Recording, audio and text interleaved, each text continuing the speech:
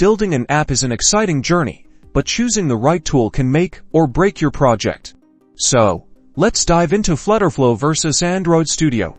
First up, Flutterflow. This platform is all about visual development. Think drag-and-drop widgets, pre-built components, and a user-friendly interface.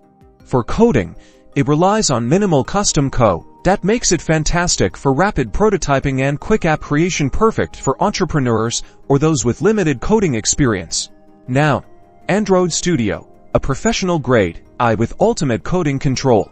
You will need to know Java or Kotlin to fully utilize it, and you will be writing a lot of code.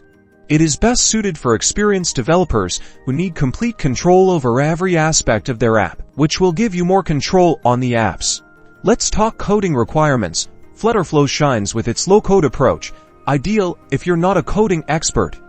Android Studio, however, demands extensive coding knowledge.